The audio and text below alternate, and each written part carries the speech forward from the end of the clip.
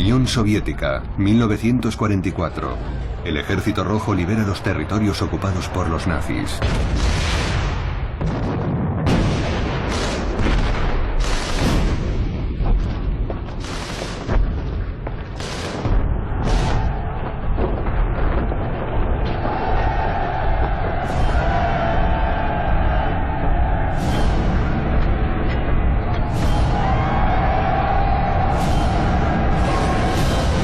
Apocalipsis. Stalin.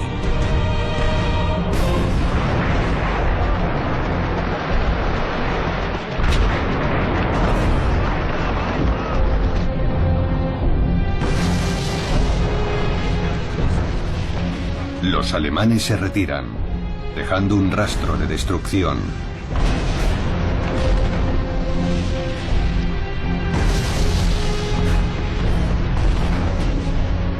Verano de 1944. Hitler, en su cuartel general del Este, la guarida del lobo, se niega a aceptar la derrota. Sigue creyendo en la victoria final. Los norteamericanos y los británicos han desembarcado en Normandía, estableciendo el segundo frente que había solicitado Stalin. Los soviéticos se preparan para invadir Alemania. Leningrado es liberado tras 900 días de asedio y cerca de 2 millones de muertos entre civiles y militares. Los prisioneros alemanes se enfrentan a los supervivientes.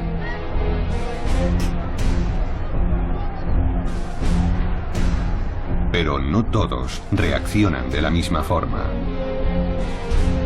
17 de julio de 1944. 57.000 soldados alemanes desfilan por Moscú. Entre la multitud, el joven Roman Schenko observa la comitiva. Luego comentará: veíamos a los alemanes muy de cerca, entre un silencio sepulcral. Nadie decía una palabra, ni ellos ni nosotros. Gamina Burableva recuerda: algunas personas comenzaron a llorar. Una mujer mayor exclamó entre lágrimas: Dios mío, son como nuestros pobres hijos.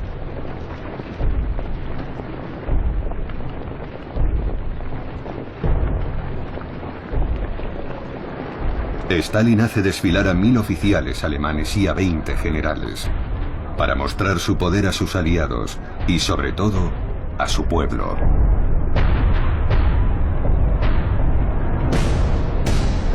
¿Acaso desea dominar el mundo? Tercera parte. El amo del mundo.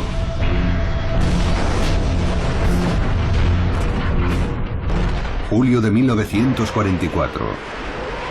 La artillería de Stalin aplasta las defensas alemanas.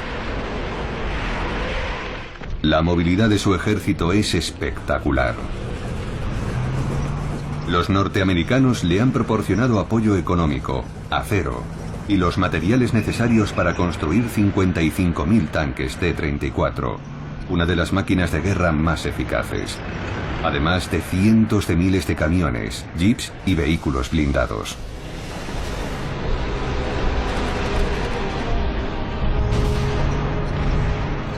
Los soviéticos avanzan hacia Polonia. Pero cuando están a las puertas de Varsovia, Stalin les ordena detenerse.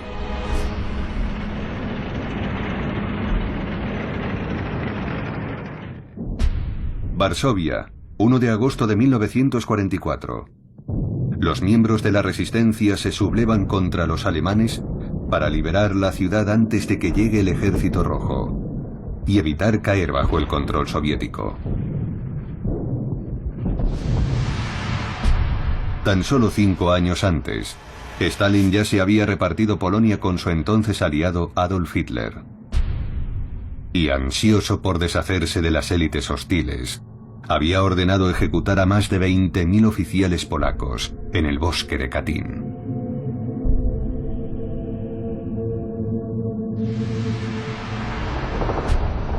Así que en 1944 prohíbe cualquier tipo de ayuda a la resistencia polaca. Tampoco colabora con los aliados en su intento de proporcionar armas a los rebeldes con paracaídas. Y permite que estos sean masacrados por las SS que arrasan la ciudad.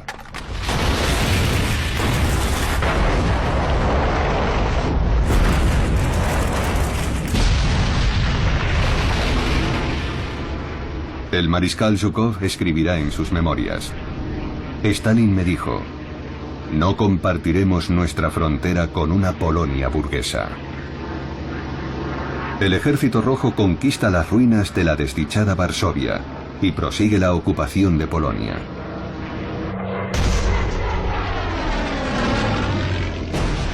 Durante su inexorable avance, los soviéticos descubren el verdadero horror nazi: el campo de exterminio de Majdanek. El autor judeo-ruso y corresponsal de guerra, Vasily Grossman, es testigo de la liberación del campo. Lo primero que hace es buscar a su madre, de la que no tiene noticias desde junio de 1941. Los escasos supervivientes no le transmiten mucha esperanza. Sus cenizas pudieron servir como fertilizante en las huertas de berzas de las SS. Grossman descubre la verdadera extensión de la barbarie nazi: Belzec, Sobibor y Treblinka. En el infierno de Treblinka, Grossman revela cómo las SS aceleraron las ejecuciones de judíos al conocer el avance soviético. Grossman escribe: ¿quién posee la fuerza interior necesaria para imaginar lo que esta gente sintió en aquellas cámaras, lo que experimentó en sus últimos instantes de vida? Hacinados de tal forma que sus huesos se entrechocaban, ¿qué imágenes recrearían sus moribundos ojos vidriosos? ¿Imágenes de la infancia? ¿De los días felices de la paz?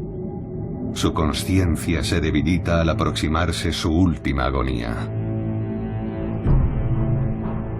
El historiador británico Anthony Beevor escribirá: Grossman comprendió enseguida que los soviéticos no apreciaban sus escritos sobre lo que más tarde sería llamado el Holocausto. La política estalinista se niega a crear dos categorías de sufrimiento. Las víctimas del nazismo en suelo soviético recibirán el estatuto de ciudadano de la Unión Soviética. La palabra judío no aparecerá en ningún informe oficial, ni siquiera en los que aluden a cuerpos aparecidos con la estrella amarilla. La posición de Stalin acerca de los crímenes de guerra es clara: no dividir a los muertos. Para el georgiano, el pueblo soviético ha sufrido tanto como el judío.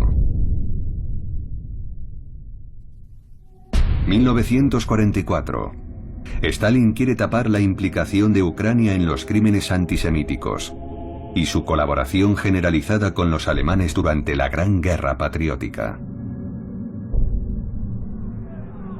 Muchos ucranianos, víctimas de las hambrunas provocadas por los bolcheviques, pelearon junto al bando alemán en la Legión Ucraniana, el Ejército de Liberación Ucraniano y la 14ª División de Granaderos de las SS.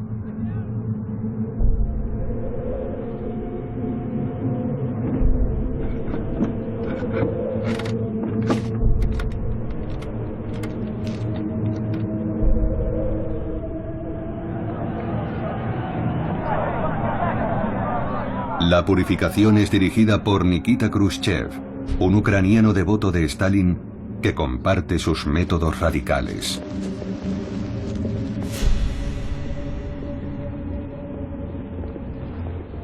Khrushchev lamenta el regreso de los supervivientes judíos, cuyas casas han sido ocupadas por ucranianos. Y comenta con un gruñido: invaden mi tierra como una bandada de cuervos. Más que antisemita, Stalin es ante todo un político cuya posición cambia según los tiempos y las circunstancias.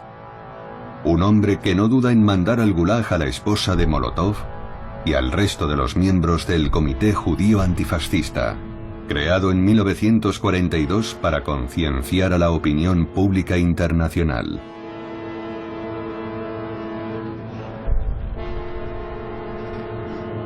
También persigue a los médicos judíos que mantienen lazos con el extranjero. Pero conserva a su lado a Lázar Kaganovich, apodado el último judío de Stalin. Su antisemitismo es una mezcla de viejos prejuicios, de desconfianza hacia un pueblo carente de nación y de su profundo recelo ante sus enemigos, muchos de ellos de origen judío. En Yalta, Stalin comenta a Roosevelt: los judíos son unos especuladores y unos parásitos. 15 años antes, en 1929, Stalin funda Birobiyan, capital de la región autónoma hebrea, en el extremo oriente soviético. Su lengua oficial es el yiddish, ya que el hebreo es considerado una lengua sagrada. Muchos judíos son enviados allí para repoblar esta región hostil y promover la agricultura, pero en realidad es una deportación encubierta.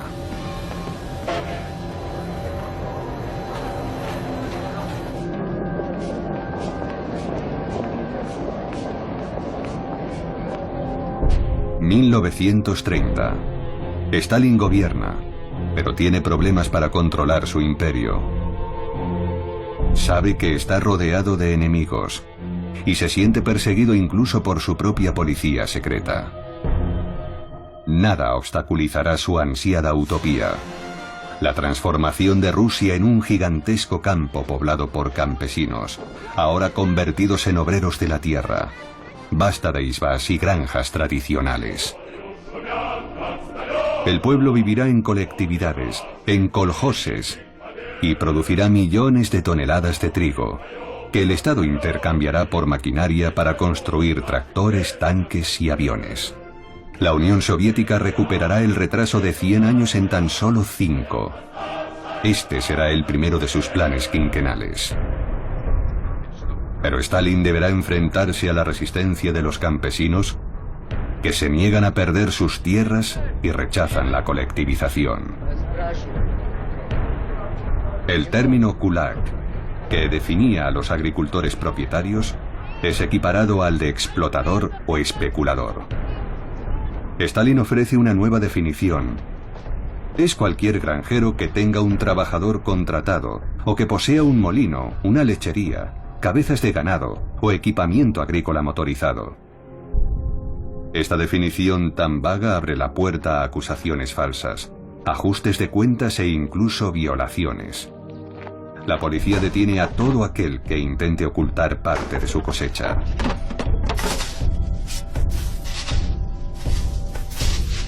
Para doblegar a los valientes campesinos, el Estado moviliza 27.000 antikulaks, militantes comunistas enviados desde las ciudades y obreros traidores que son recompensados con las migajas del botín.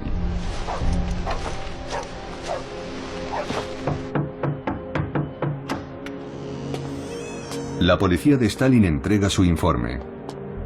Les despojamos de sus prendas de invierno y de su ropa interior de abrigo.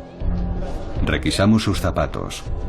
Incluso confiscamos las almohadas sobre las que duermen sus hijos y quemamos sus iconos religiosos.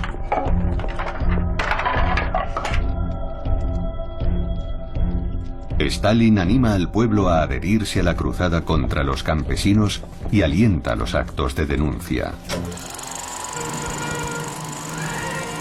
La propaganda emitida en los cines muestra a una niña tártara de Crimea, Olga Balikinam, famosa por acusar a su padre de robar trigo en su koljós.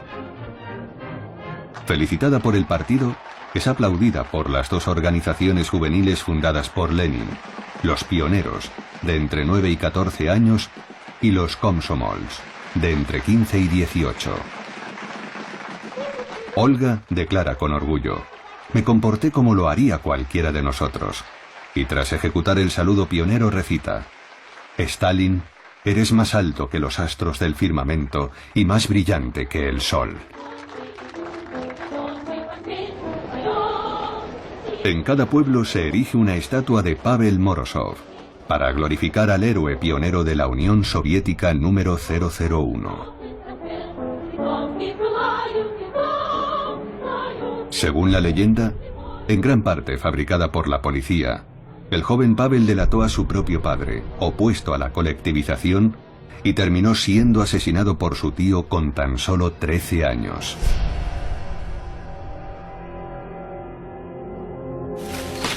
Dos millones de campesinos son enviados para trabajar la tierra en Siberia. 300.000 serán enviados a los gulags y otros 300.000 morirán ejecutados.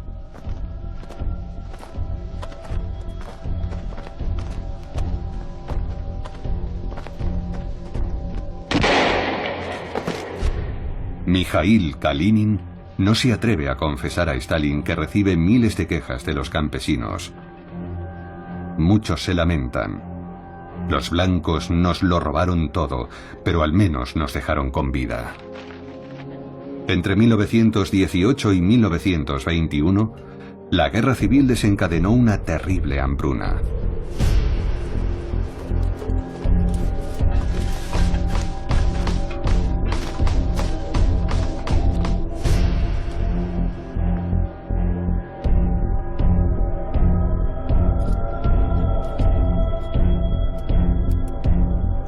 Pero la hambruna provocada por Stalin desde principios de los años 30 es la más devastadora de todas, especialmente en Ucrania.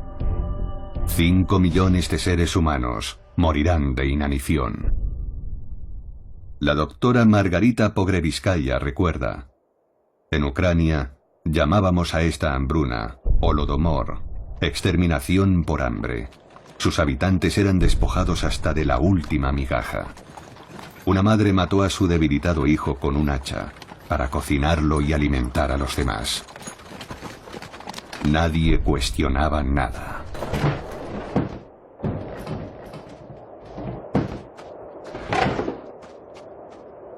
Nadia, la esposa de Stalin, es la única persona que le habla del sufrimiento de su pueblo. Aunque ahora apenas se ven, ya que ella ha retomado sus estudios en Moscú y él pasa largas temporadas en el campo.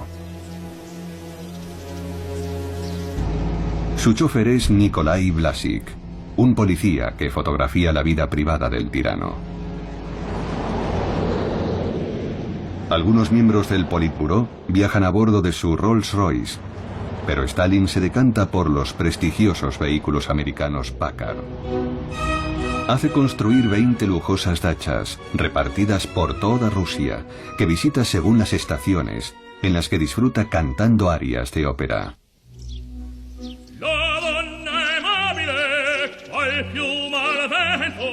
Dirige el país a través de cartas y telegramas, o convocando a sus colaboradores. Mientras su pueblo se muere de hambre, él se entretiene leyendo y pescando truchas. Su librería cuenta con 20.000 volúmenes, lo que le permite citar la Biblia y al propio Bismarck, un modelo del nacionalismo alemán. Engaña a su mujer con su peluquera, que le afeita cada mañana, y juega con sus cómplices al Gorodki, una versión rusa de los populares bolos. Otro de sus pasatiempos favoritos es plantar árboles, en especial naranjos y limoneros. Un policía empieza a aparecer en las fotos con regularidad. Lavrent Beria es georgiano, como Stalin, y ha destacado por su desmesurada crueldad y su sádico comportamiento. Beria se acerca cada vez más a Stalin, quien termina nombrándolo jefe de la NKVD, la todopoderosa policía secreta recién creada. En 1945, Stalin lo presentará a Roosevelt en Yalta como nuestro propio Himmler. Nadia, que teme y desprecia a Beria en igual medida, vuelve a Moscú siempre que él aparece. En sus cartas a Stalin menciona las colas ante las tiendas vacías, pero no se atreve a decirle que los campesinos han huido a las ciudades y se mueren de hambre en las calles.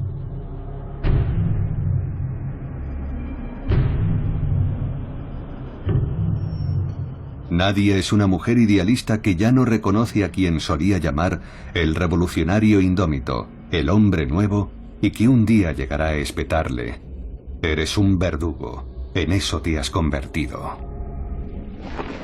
El 7 de noviembre de 1932, Nadia desfila junto a los estudiantes de la Academia Industrial de Moscú para celebrar el 15º aniversario de la revolución. Stalin, en el balcón del mausoleo de Lenin, parece particularmente tenso.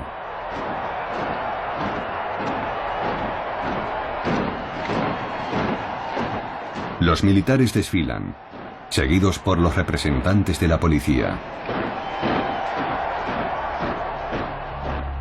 La festividad concluye con un gran banquete en el Kremlin.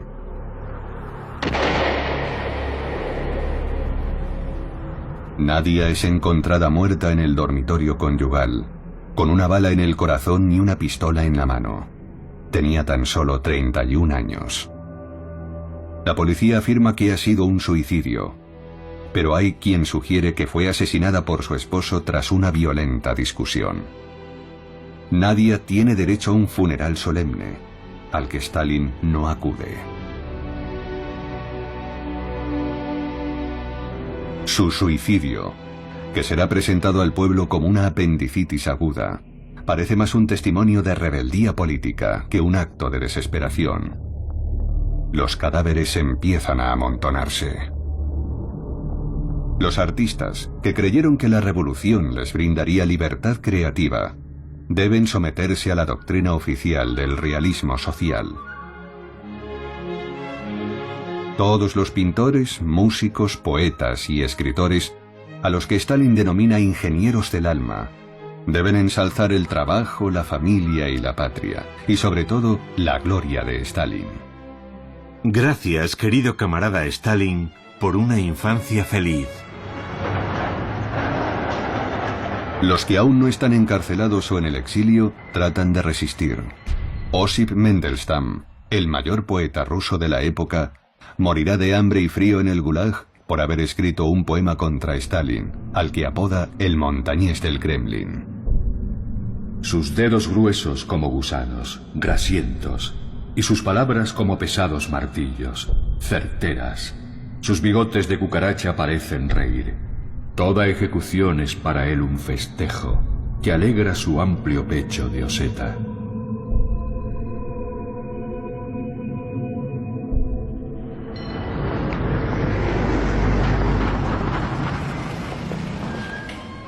En los pisos requisados a la burguesía, se realoja a una familia por habitación. Todos temen a todos. El gran escritor ruso Mikhail Bulgakov describirá aquellos tiempos con su oscuro toque de humor. Sucedían cosas inexplicables. Las personas desaparecían sin dejar rastro. Una vez un policía pidió a un inquilino que pasara por la comisaría. Le dijo que sería solo un momento, pero nunca regresó. Otro inquilino desapareció un lunes. Como de costumbre, un coche lo había recogido para ir al trabajo, pero nunca regresó. Vasily Nikolayev recuerda su estancia en prisión. Eran en su mayoría gente sencilla. Un estudiante condenado a 10 años por haber contado un chiste político. Un camionero encarcelado porque se parecía a Stalin. Un barbero que no tenía carné del partido y el director de una lavandería que sí tenía el suyo. Y un hombre mayor que reía diciendo: «Me encanta que los comunistas estéis también en la cárcel y lo entendáis aún menos que yo».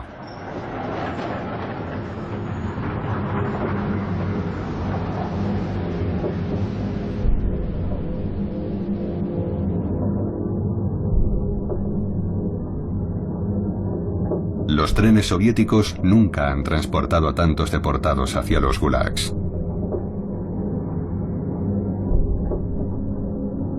Marina Isaichik recuerda: había un agujero en el suelo y un cubo tras una sábana para defecar. El viaje duró 7 días, durante los cuales dormimos en el suelo. Nos hicieron bajar en medio de la taiga.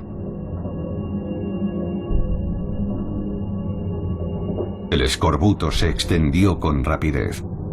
y se nos empezaron a caer los dientes. Trabajábamos sin cesar, con nuestras manos desnudas. Solo podíamos esperar y aguantar. Esperar y ser pacientes.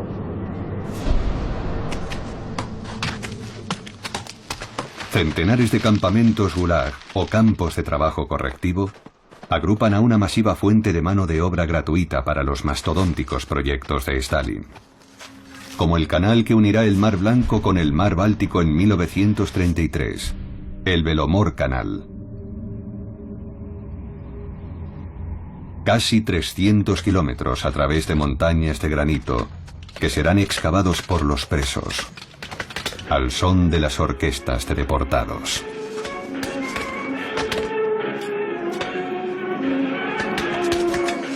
En el Belomor Canal, el ritmo de trabajo es implacable. 30.000 deportados morirán de agotamiento.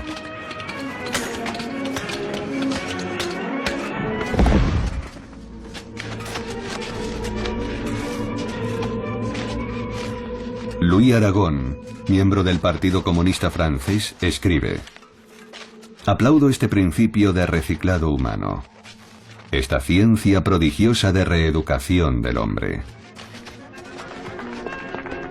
La propaganda soviética muestra los logros de la reeducación. Los deportados que trabajan en el canal han sido agrupados para ser filmados bajo la vigilante mirada de la policía del campo. Camaradas, antes robaba y delinquía, y lo único que sabía acerca de los coches era que debía apartarme de su camino cuando estaba borracha. Pero ahora soy una chofer. Es maravilloso conseguir una cualificación.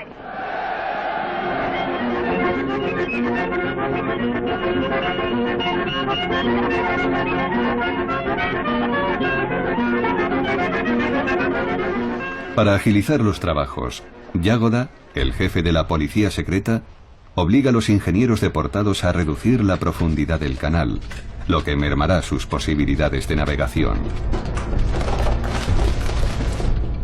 Solo algunas embarcaciones recreativas como la de Stalin, que hace una breve visita para expresar su insatisfacción, se arriesgarán a cruzar el canal.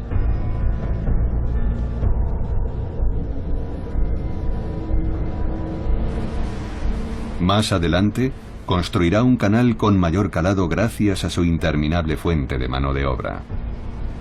Pero antes, desea culminar otros proyectos, como la gigantesca presa de Neprostoy o las descomunales acerías de Magnitogorsk.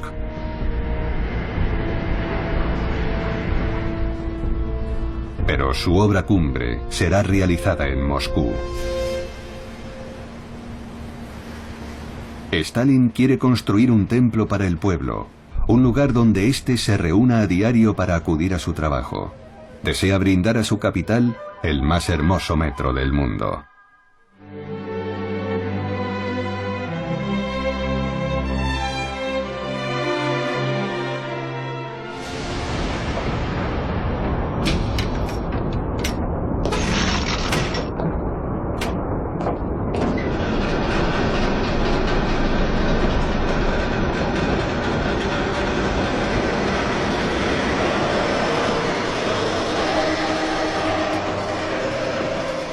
La realidad socialista también es ensalzada por los cineastas.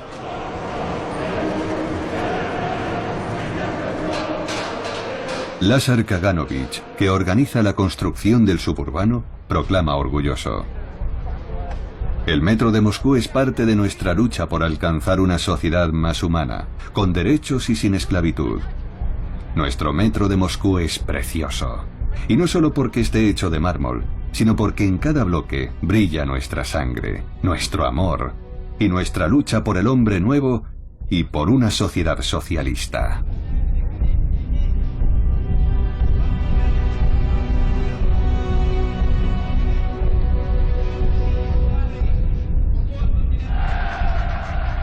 Kaganovich acuña el término estalinismo cuando declara: continuamos hablando de Lenin y el leninismo, pese a que nos dejó hace ya mucho tiempo. Larga vida al estalinismo. Según el historiador británico Simon Sebag Montefiore, Kaganovich ve a Stalin como el Robespierre ruso. El terror y los gulags son las principales actividades del Politburó. Los soviéticos viven en la pobreza, pero bombardeados por la propaganda aún conservan la esperanza. Igor Poglasov recuerda: teníamos nuestros rituales, nuestros paseos en canoa, nuestras noches en las tiendas cantando alrededor de la hoguera. ¿Cómo no íbamos a creer en el sueño revolucionario? Habríamos llamado a nuestros hijos Octubre y a nuestras hijas Estalina.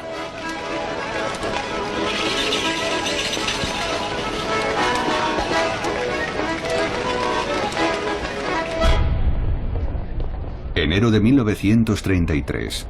En largos artículos del Pravda, el pueblo soviético es informado de que en Alemania, el nacionalsocialista Adolf Hitler acaba de convertirse en canciller, el equivalente a jefe del gobierno.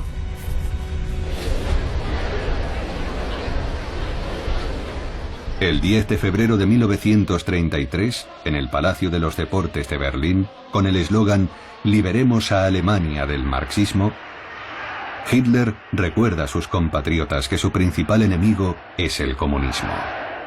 Los partidos de la lucha de clases deben convencerse de que haré todo lo posible para destruirlos. Con todas mis fuerzas y toda mi voluntad. Nunca abandonaré el deber de hacer desaparecer al marxismo y sus sicarios de Alemania. Y jamás aceptaré ningún acuerdo. Alguien debe vencer, o el marxismo o el pueblo alemán, y Alemania vencerá. En Moscú, Stalin no puede seguir ignorando la amenaza de un conflicto armado.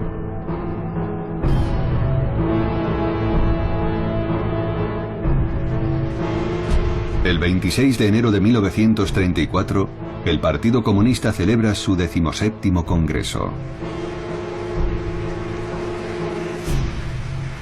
Para Khrushchev y los demás stalinistas, es el Congreso de los vencedores. Stalin anuncia unos resultados asombrosos. El plan quinquenal ha alcanzado sus metas un año antes de lo previsto.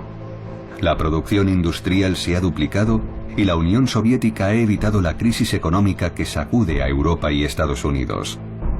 Las cifras son falsas, por supuesto, pero todos aplauden.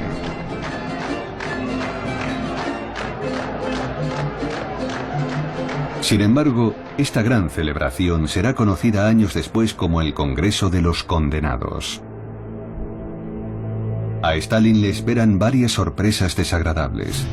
El bolchevique Sergei Kirov le cuenta que algunos delegados le han propuesto entrar en un complot para deshacerse de él. Y 300 de los casi 1200 asistentes, preocupados por la concentración de poder en un solo hombre, votan en contra de Stalin.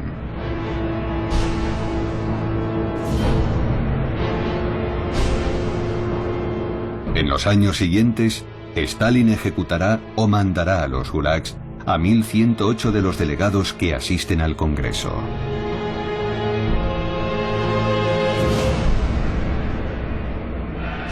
En Berlín, Hitler también efectúa una cruenta purga durante la famosa Noche de los Cuchillos Largos. Para depurar tanto al ejército como al sector financiero, ordena asesinar a las tropas de asalto que lo ayudaron a alcanzar el poder. La violencia y contundencia del Führer causan una gran impresión en Moscú.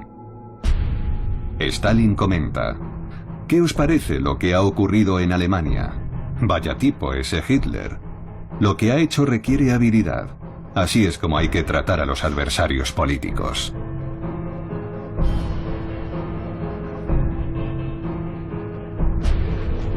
...7 de noviembre de 1934... En el aniversario de la revolución, Stalin aparece con Kirov en lo alto del mausoleo de Lenin. Estas serán las últimas imágenes del líder bolchevique de Leningrado y ferviente seguidor de Stalin. Kirov es asesinado el 1 de diciembre de ese mismo año en Leningrado, oficialmente a manos de un marido celoso.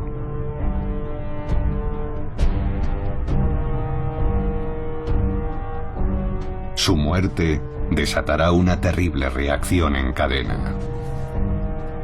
Stalin se siente amenazado por la resistencia interna y declara la guerra a su propia gente. Sume a su país en una larga y oscura noche, que culmina en 1937 con la Gran Purga, una obsesión represiva que ocasionará 700.000 víctimas en tan solo un año.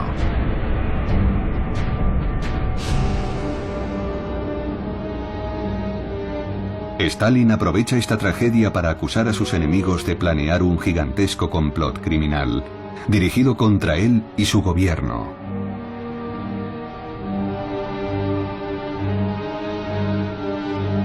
Persigue a los trotskistas y a sus oponentes verdaderos o imaginarios, incluidos algunos de los grandes héroes de la revolución, como Nikolai Bukharin, al que Lenin llamaba el chico de oro del partido. Las causas judiciales impulsadas por Stalin serán recordadas como los procesos de Moscú.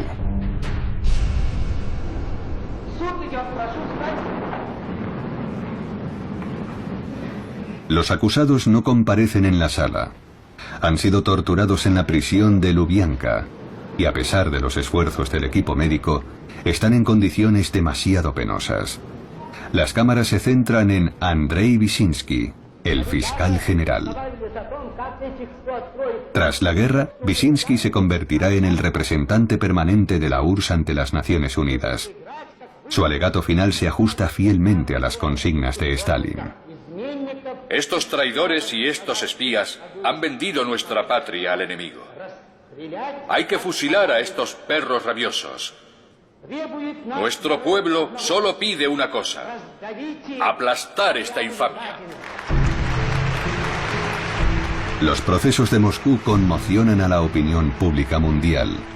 El escritor francés André Breton, fundador del surrealismo, comenta: una terrible desgracia se ha abatido sobre el socialismo, pisoteado por esta farsa macabra de justicia. Stalin es un instigador, un falsificador y un imperdonable asesino. En las fábricas, hombres y mujeres exigen el castigo de los culpables. Ninguna piedad con nuestros enemigos. Matadlos a todos, como a bestias salvajes.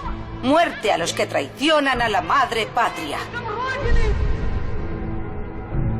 El 11 de marzo de 1938, los acusados son sentenciados a muerte. Los que ayudaron a Stalin a alcanzar el poder: Bukharin, Kamenev, Zinoviev, 98 miembros del Comité Central del Partido, la cúpula de la policía, incluido su jefe, Yagoda, y gran parte del alto mando del Ejército Rojo, encabezado por el mariscal Mikhail Tukhachevsky. Bukharin escribe: Koba, ¿qué ganas con mi muerte? Cuando Kamenev pregunta a Stalin, al que protegió 20 años antes: ¿sabes lo que es la gratitud? Él replica: es una enfermedad que afecta a los perros. Los condenados son ejecutados de inmediato.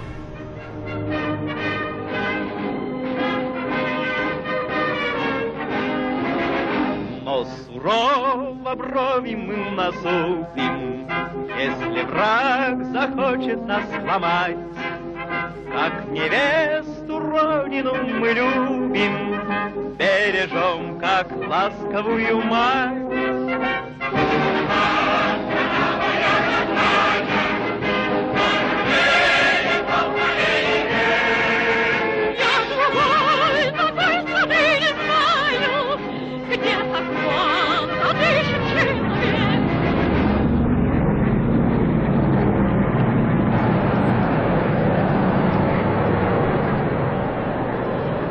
Nina Poglasova, una moscovita, comenta: vivimos en un mundo soviético en el que hay una regla única e inamovible. Todo el mundo respeta esa regla. Él se asoma al balcón y nos miente. Y entonces aplaudimos, aunque todos sepamos que miente, y él sepa que nosotros lo sabemos. Pero sigue arrojando sus mentiras, feliz al oír los aplausos.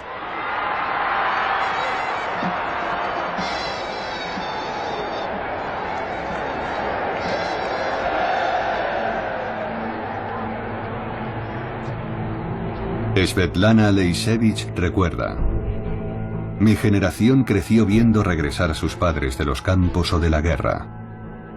La violencia era de lo único que hablaban, aunque no decían mucho. Sobre todo bebían, y eso les terminaba matando. Los que no habían sido arrestados vivían con el temor constante de que ocurriera, y mientras tanto se preguntaban con preocupación: ¿por qué arrestan a todos menos a mí?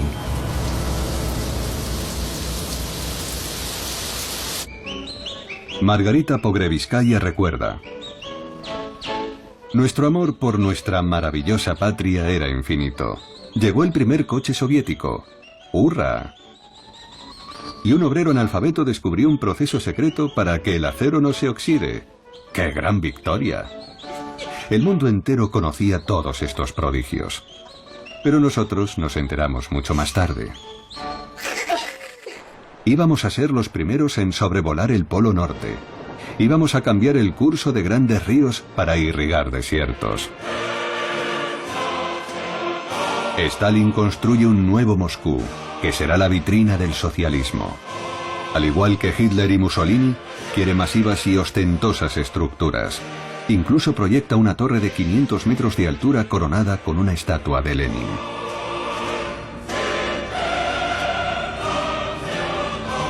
Decidido a borrar el pasado, empieza destruyendo el corazón histórico y religioso de la ciudad.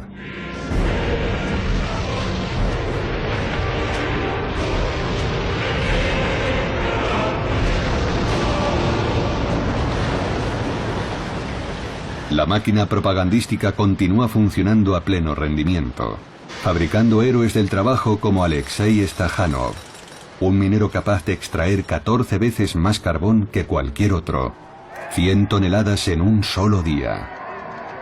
Una hazaña imposible, por supuesto, que será el germen del stakhanovismo.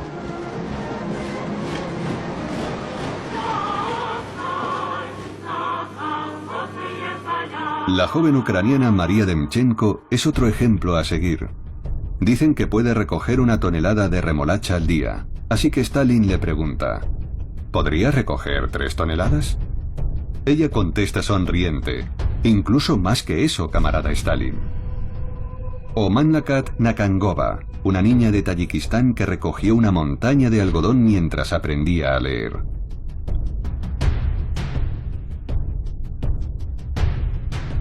Stalin luce el traje tradicional de Tayikistán para alentar a los pueblos de Asia Central a superar sus expectativas.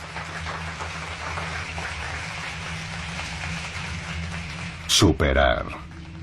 Stalin sueña con superar a Estados Unidos, el país que tanto admira. Todas las proezas stajanovistas son pura invención. Así comienza la era de las mentiras en la industria soviética. En las fábricas, obreros y capataces saben que serán represaliados en caso de no alcanzar las cuotas. Así que mienten sobre todo: la calidad, la cantidad, la fiabilidad y la producción. Un nuevo acto de terror tendrá lugar en Ciudad de México, en 1940. Trotsky por fin se considera a salvo. Escribe sin descanso, criticando a Stalin en sus libros.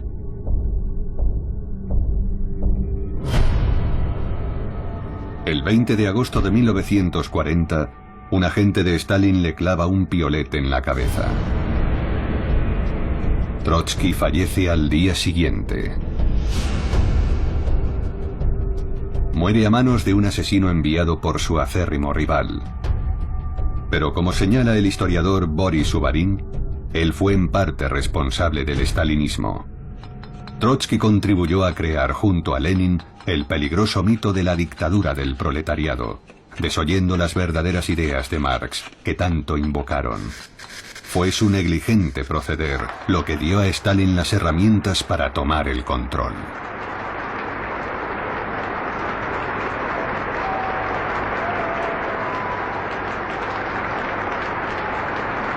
Pero el fantasma de la guerra nunca le abandona. 1941. La amenaza se cierne sobre Stalin. La súbita derrota de Francia frente a las fuerzas alemanas le obliga a alertar con urgencia a su propio ejército. Necesita más tiempo. Pero Hitler ataca primero, el 22 de junio de 1941. 4 años más tarde, en 1945, el Ejército Rojo entra en Berlín.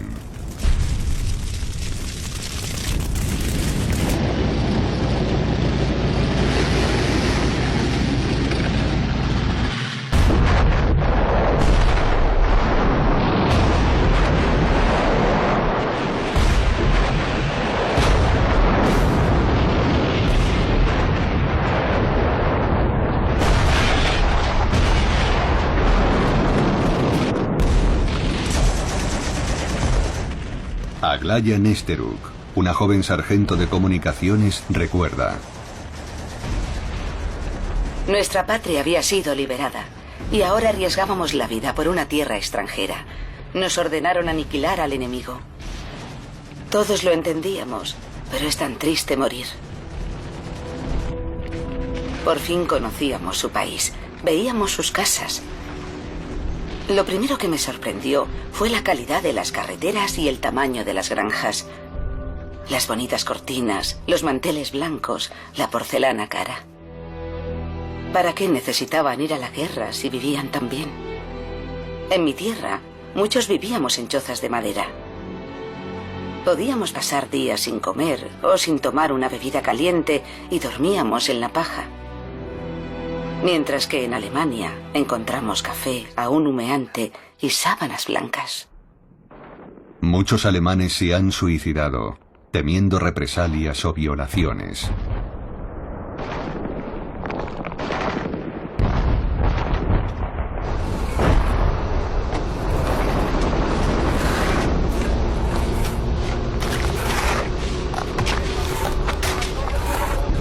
$9 millones de soldados soviéticos han muerto. 10 millones han resultado heridos. Y 3 millones quedarán inválidos. Muchos han perdido a su familia. 20 millones de civiles han perdido la vida. El pueblo soviético ha dado un nuevo significado a la palabra sacrificio. Todos se movilizaron para salvar al mundo del nazismo.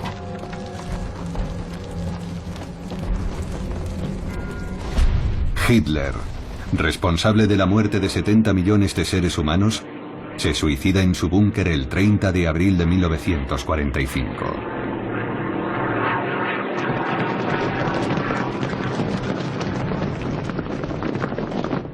La bandera de Stalin ondea en el Reichstag, el devastado símbolo del Imperio germano.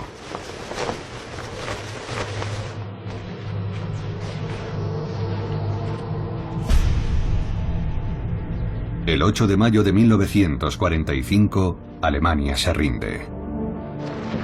El pueblo soviético ha ganado la guerra. Pero a los ojos del mundo, el auténtico vencedor es Stalin.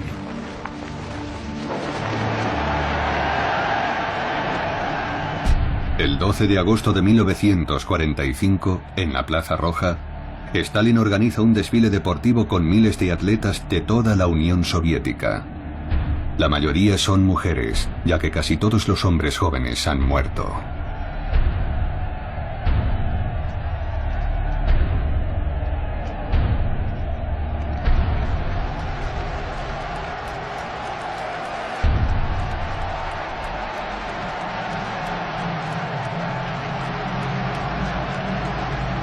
El ritual vuelve a repetirse.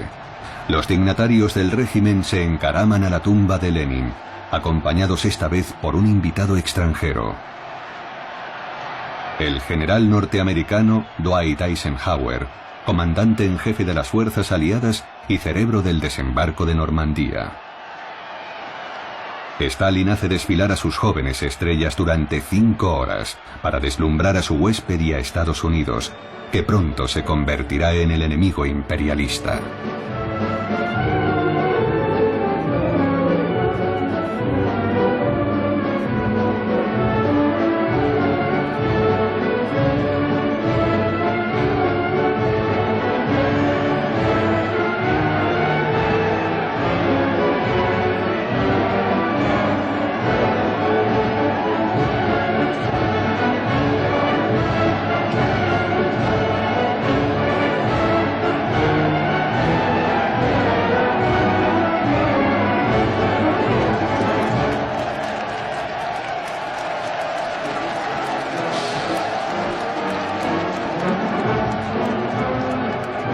general de Gaulle tal vez sea la persona que mejor ha descrito a Stalin, al que conoció en Moscú en 1944.